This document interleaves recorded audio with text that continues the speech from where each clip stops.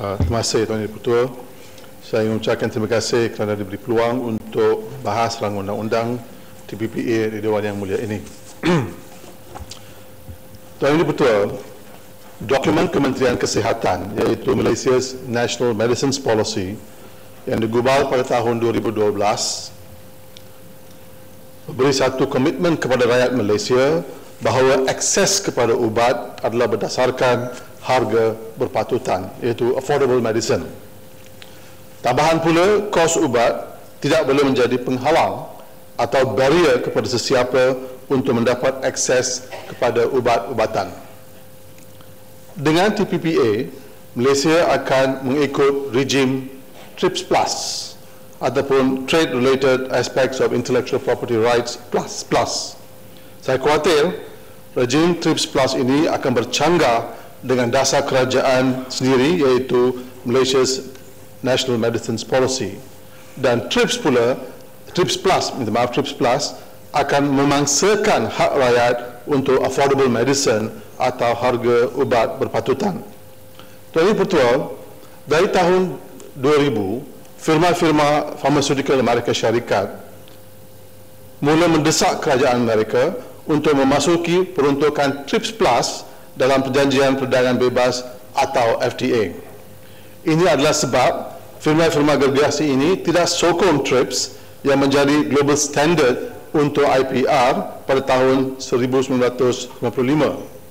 Salah satu komitmen TRIPS ialah perlunya keseimbangan ataupun balance antara hak rakyat untuk membeli ubat dan dengan harga berpatutan, affordable medicine, dan ruang untuk syarikat farmaceutical untuk mendapat keuntungan. Dengan TRIPS Plus, kita dapati dan sejarah menunjukkan dan pengalaman di negara-negara lain seperti Jordan menunjukkan bahawa tempoh paten boleh dipanjangkan, fenomena evergreening di mana paten yang sedia ada akan diperbarui, akan boleh berlaku, dan ini akan juga menambah tinggikan kos kepada kerajaan. Soalnya, mengapakah patent extension atau perlindungan protection, perlindungan untuk syarikat-syarikat farmaceutical adalah penting? Tuan Yang Ketua, perlindungan patent yang kuat ataupun strong patent protection yang kita dapati dalam TPPA ini adalah penting supaya syarikat-syarikat farmaceutical ini dapat mengaut keuntungan secara tidak terkawal. Menurut Vice President Eli Lilly, dengan izin, the financial returns generated by the exclusive monopolies provided by patents are believed to enable pharmaceutical companies to recoup the cost of R&D, earn profits, and invest in future innovations. As such, the pharmaceutical industry is dependent on the protection of patents. Dan kita dapati bahawa bab IPR provides a strong patent protection for pharmaceutical companies. Memang ketara, Tuan Yang Ketua, bahawa kandungan TPPA memberi ruang untuk perlindungan patent yang kuat. Ini jelas menunjukkan pengaruh industri farmaceutical dalam penentukan kandungan TPPA. Adakah kenyataan pegawai Eli Lilly ini benar bahawa patent protection adalah penting untuk mendapatkan semula perbelanjaan R&D, mengaut untungan dan inovasi baru? Kajian menunjukkan bahawa pada tahun 2013, firma Johnson & Johnson di Amerika Syarikat membelanjakan hanya 8.2 bilion US dollars untuk R&D, tetapi untuk sales and marketing, syarikat ini membelanjakan sebanyak 17.5 bilion US dollars. Untuk R&D 8.2 bilion, tetapi untuk sales and marketing 17.5 bilion ringgit. Pada tahun yang sama, firma ini mengaut keuntungan sebanyak 13.8 bilion. Selain itu, syarikat Pfizer telah mengaut keuntungan sebanyak 22 bilion pada tahun 2013 dan perbelanjaan untuk R&D hanya 6.6 bilion. Tetapi untuk sales and marketing adalah 11.4 bilion. Dan kedua-dua firma ini adalah lobby terkuat untuk mendesak kerajaan-kerajaan supaya mengadakan patent protection yang kuat di dalam TPP. Ini jelas menunjukkan bahawa motivasi syarikat-syarikat ini bukan untuk membuat ubat baru, tetapi untuk mengaut keuntungan. Dan satu cara untuk mengaut keuntungan yang besar atau super profits ataupun profits yang tidak terkawal ialah menerusi strong patent protection. Dalam perspektif yang lain, dasar memperkukuhkan rejim patent protection membawa masalah kepada rakyat dan negara. Bolehkah kerajaan memberi ketetapan bahawa Malaysia's National Medicines Policy mengenai dasar harga patutan tidak akan dikompromi? Pada tahun 2000, Kerajaan Amerika Syarikat telah menandatangani perjanjian perdagangan bebas dengan Jordan dengan peruntukan TRIPS Plus. 3 kajian yang berasingan dibuat selepas 7 tahun implementasi FTA dengan Jordan dengan United States, dan mereka melapor hasil yang amat mengejutkan, shocking conclusions. Pertama, harga ubat di Jordan meningkat sebanyak 20%. Industri ubat generik tempatan dimusnahkan. Kerajaan Jordan terpaksa keluarkan $18 juta lebih setiap tahun oleh kerana kos harga patent adalah tinggi. Dan kalau dibandingkan dengan kos ubat di Egypt, iaitu negara jiran Jordan yang tiada ada undang-undang TRIPS Plus, lebih rendah sebanyak 30% berbanding dengan Jordan. Tuan Yang Pertua, soalan yang selalu ditanya oleh rakyat dan juga telah dibahas di dalam Dewan Mulia ini adalah, adakah harga ubat akan naik? Kalau kita tanya soalan itu kepada Menteri Perdagangan, beliau akan mengatakan bahawa harga ubat tidak akan naik. Tetapi pengalaman Jordan dengan jelas menunjukkan, dengan TRIPS Plus menunjukkan bahawa selepas 7 tahun harga telah naik. Dan apa yang kita ada dalam TPP, kandungan IPR chapter TPP adalah TRIPS Plus. Tambahan pula Perdana Menteri New Zealand John Key berkata, dan ini adalah kenyataan akhbar beliau yang mengatakan bahawa TPP, Key admits medicine costs will rise. Dan beliau berkata, prices of medicine will cost more, and there is a high probability patent on medicine will be extended under the deal, and that means the government will have to pay more for medicines after the agreement.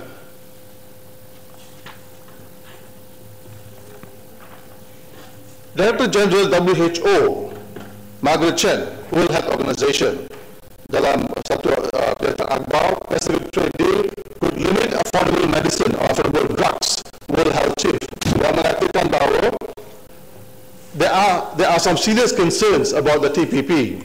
Dan beliau melontarkan satu soalan, saya percaya harus dijawab oleh kerajaan dan juga yang berhormat menteri. Beliau mengatakan, if these agreements open trade, yet close the door to affordable medicine, we have to ask the question, is this really progress at all? So, Tuan Pertua, soalan yang timbul ialah siapa betul dan siapa salah. Menteri Malaysia mengatakan harga ubat tidak akan naik, tetapi Perdana Menteri New Zealand berkata harga minyak pula, harga ubat akan naik. So siapa benar, siapa yang bohong? Kontroversi ubat biologics. Selain itu, saya habiskan dulu. Saya habiskan. Kontroversi ubat biologics. Selain itu, terdapat juga kekeliruan mengenai ubat biologics. Yang berhormat Menteri MITI mengatakan market protection atau data exclusivity untuk biologics adalah 5 tahun. Tetapi timbalan USTR Robert Holliman mengatakan data exclusivity adalah untuk 8 tahun. Ini adalah daripada Biotech Dispatch yang mengatakan, make no mistake, it's 8 years on data exclusivity, says USTR. Sekali lagi, siapa betul dan siapa bohong? Tuan Pertua, nampaknya mesyuarat yang dihadiri oleh perunding Malaysia dan perunding Amerika Syarikat adalah berlainan. Kerana kedua-dua memberi gambaran yang lain. Soalan yang berkait dengan market protection 5 atau 8 tahun ialah, adakah kerajaan Malaysia akan mengubah pendirian dan tukar kepada 8 tahun apabila kerajaan Amerika Syarikat membuat proses certification mereka. Bolehkah Yang Berhormat Menteri memberi ketetapan dengan penuh yakinan bahawa Malaysia tidak akan tunduk kepada tekanan Amerika Syarikat semasa proses certification? Yang Berhormat Menteri dalam kenyataan beliau selalu mengatakan bahawa TPPA akan membawa kebaikan dan keburukan. Dan oleh kerana kebaikan lebih daripada keburukan, maka kerajaan pilih untuk menyertai TPPA. Tuan Yang Dipertua, soalan ialah kebaikan yang diura-urakan war-warkan oleh YB Yang Berhormat Menteri adalah untuk siapa? Kepentingan golongan mana yang didukung oleh pihak kerajaan Malaysia? Kepentingan rakyat Malaysia atau kepentingan syarikat-syarikat farmaceutical? Pada pandangan saya, dalam isu berkait dengan ubat, kebaikan hanya adalah untuk firma gergasi yang membuat ubat, tetapi rakyat pula hanya dapat keburukan akibat perlindungan paten yang lebih kuat. Dengan adanya tempoh paten ini, maka hilanglah peluang bagi rakyat untuk membeli ubat pada harga yang berpatutan. Bahkan serai. Terima kasih. Terima kasih Tuan. Berkenaan dengan paten dan data exclusivity, kita semua tahu bahawa dalam TPPA sebenarnya tidak ada perubahan dengan apa undang-undang yang telah ada di Malaysia. Jadi kekeliruan yang ditimbulkan apabila orang memperkatakan kebimbangan dan kesangsian mengenai kenaikan harga ubat. Sebenarnya kenaikan harga ubat tidak ada bersangkutan kerana dalam TPPA ini paten yang diberikan 20 tahun tidak akan dipanjangkan kecuali kelewatan dalam pendaftaran ubat dan memberi paten. Jadi persoalan tentang kerana paten, kerana TPPA itu harga ubat naik tidak menjadi persoalan. Saya nak tanya kepada Yang Berhormat, tidakkah benar sebenarnya kalau mengaut keuntungan yang banyak daripada rakyat umpamanya adalah hasil daripada ketamakan syarikat itu, ketamakan syarikat pengeluar farmaceutical yang telah membelajarkan R&D sebanyak mungkin dan untuk iklannya sebanyak mungkin dan letakkan harga yang memberikan keuntungan yang lebih. Ini bermakna apa yang saya nak nyatakan, nak tanya kepada Yang Berhormat bahawa TPPA sebenarnya tidak menyebabkan kenaikan harga ubat. Yang menyebabkan kenaikan harga ubat adalah faktor-faktor lain dan juga termasuk faktor farmaceutical. Jawapan ada di dalam di dalam IPR. Dan saya minta Yang Berhormat rujuk kepada 1837 nombor 2. Jawapan ada di sini dan Yang Berhormat boleh baca sendiri. Terima kasih Betul. Saya nak balik kepada satu lagi isu yang saya fikir adalah kontroversi yang besar bukan sahaja di Malaysia tapi di seluruh dunia, iaitu berkait dengan ISDS, iaitu Investor State Dispute Settlement dalam bab pelaburan. Untuk pengetahuan Dewan Yang Mulia ini, peruntukan ISDS dalam mana-mana FTA, bilateral, multilateral ataupun BITs telah mendapat bantahan yang hebat dari kumpulan-kumpulan kepentingan atau stakeholders di seluruh dunia. Ini adalah sebab pelabur asing sekarang boleh mengheret sesuatu kerajaan ke Tribunal Timbang Tara Antarabangsa atas alasan kerajaan telah mengakibatkan kejatuhan dalam keuntungan, loss in profits. Negara-negara seperti Indonesia, Afrika Selatan, India dan sebagainya sedang mengulang kaji terma-terma ISDS ini dan mereka telah mula keluar dari perjanjian FTAs atau BITs yang mengandungi ISDS. Yang Berhormat Menteri selalu berkata kepada kita di Dewan Yang Mulia ini dan juga di dalam sidang media bahawa Malaysia telah setuju dengan ISDS, dengan perjanjian FTA dengan negara-negara lain, jadi menyertai TPPA tiada bezanya. Dan Pertua, kenyataan seperti ini sangat menyeluruhkan rakyat.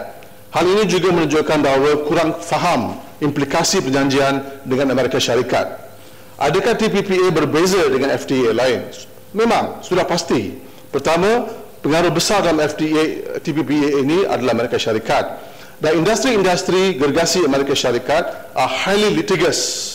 Ketiga, industri arbitration ini melibatkan wang berbilion-bilion US dollars. Keempat, firma-firma mereka telah menyumbang, firma-firma Amerika Syarikat telah menyumbang kepada 22% daripada semua kes ISDS di dunia.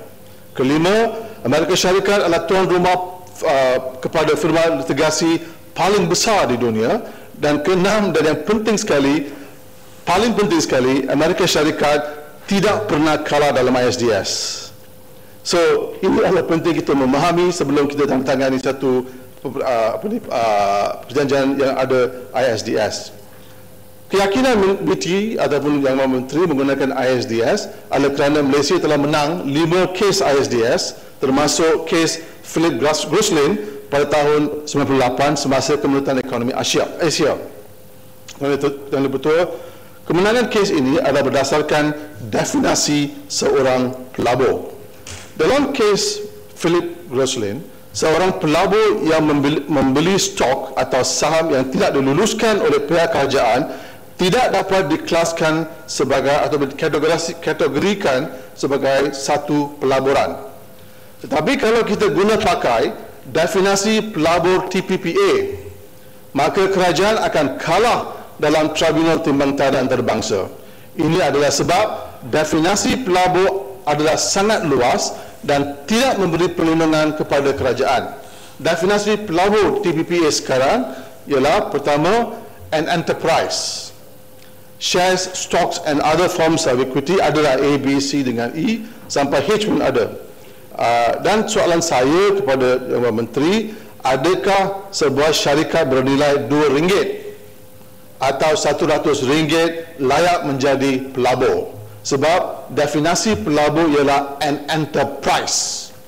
An enterprise, no amount mentioned. Kalau kita nampak BIT di India, mereka ada an amount. You must invest 50 million US dollars in India before you can take an ISDS case against the Indian government. Ada. Tetapi sini ada an enterprise. An enterprise di Malaysia, is it $2, $100? A foreign investor can sue the Malaysian government. Ataupun dengan memiliki peti pos cukup untuk menjadi sebuah syarikat layak menjadi pelabur. Yang penting di sini tuan-tuan betul, jika kes Philip Groslin berlaku di era TPPA, Malaysia akan kalah dan terpaksa membayar pampasan kepada syarikat tersebut. Ini satu. Implikasi yang berkait ialah implikasi most favoured nation. Most favoured nation. Dan berkait dengan safeguards yang dikatakan di dalam yang disenaraikan oleh Yang Menteri dalam khidmat beliau pada pagi ini. George Carler, seorang pengguam timbang tara dan presiden firma litigasi yang besar di Amerika Syarikat, walaupun di Australia, tetapi pejabat dia yang terbesar ini adalah di New York. Dan beliau mengatakan bahawa, dan saya harap pihak kerajaan dengar apa saya baca sebab this is very important. This will make your safeguards null and void. Dia mengatakan bahawa including an MFN clause, most favoured nation clause in the TPPA, was a major mistake. Ini bukan orang ini adalah pengguam timbang tara yang mewakili pihak kerajaan. Selalu dia sokong kerajaan, mewakili pihak kerajaan, bukan untuk pihak investor. Dia mengatakan bahawa including an MFA clause in the TPP was a major mistake.